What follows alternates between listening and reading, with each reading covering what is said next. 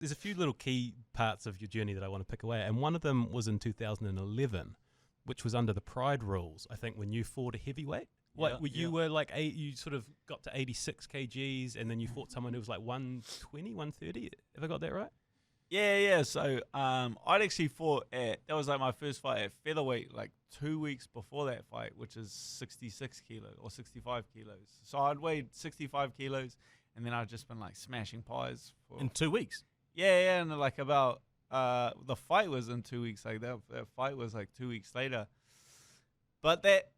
I wasn't supposed to be in that fight. There was like a heavyweight guy at my gym who was supposed to be like the main event against that bloke. His name's Marc Creedy. He's actually like a very good fighter. Like we had like, the same belt in Brazilian Jiu-Jitsu. Like he had like extensive like kickboxing record. He's fought for the New Zealand heavyweight MMA title like a couple of times. It's not just like a big bloke, you know. Like this guy could bang. He can fight. And he was supposed to be the main event of like Pride. It was called Kiwi Pride Rules because there's obviously no elbows allowed in Pride, but obviously Kiwi Pride. So it was like soccer kicks, head stomps, like the works, like everything. Yeah. And then I just remember my coach Aaron like coming out back just being like, fuck, bullshit.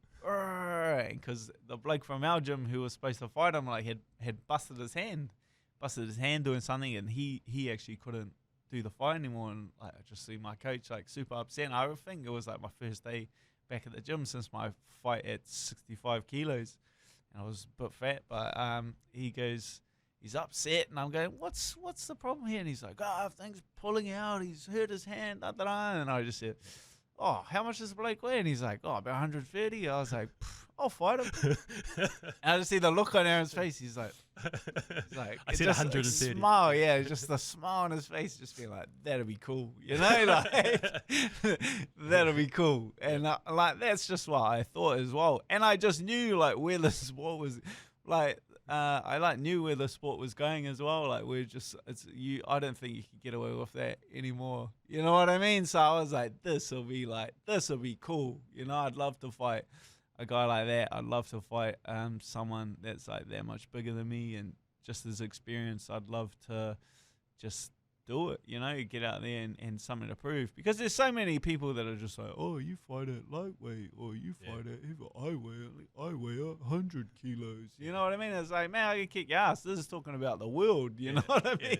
This is not like your average Joe. So I kind of had like, that's just like had a little chip on my shoulder as well. Just like, I don't care. Like I can be the best. Like I could be New Zealand heavyweight champ, or I could be, you know, the world champ. Like it just gets like more and more finite. So I went out there, and it was a war, man. Like I think it's still on YouTube somewhere. Is it?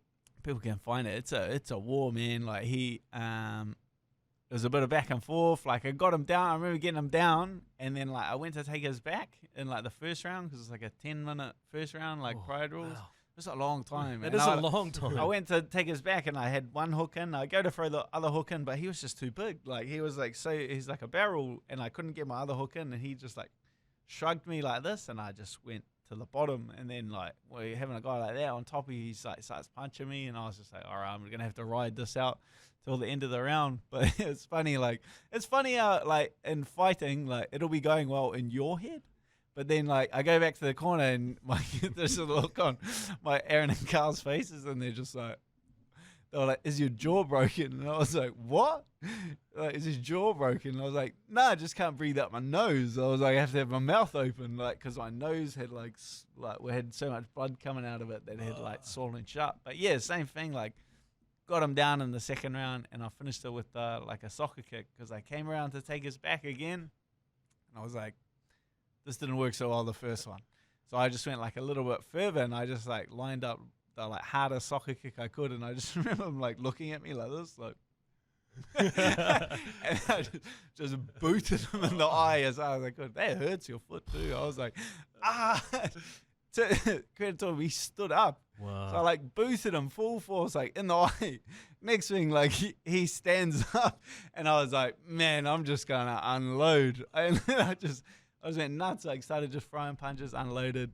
Like he turned away, the ref like waved it off, and I was just stoked. But I remember all I wanted to do was eat a Big Mac after that fight. I was like, man, I just want to have a Big Mac. And I went with one of my best mates, Bevan. He took me to get a Big Mac, and I got it. And I was like, Big Mac.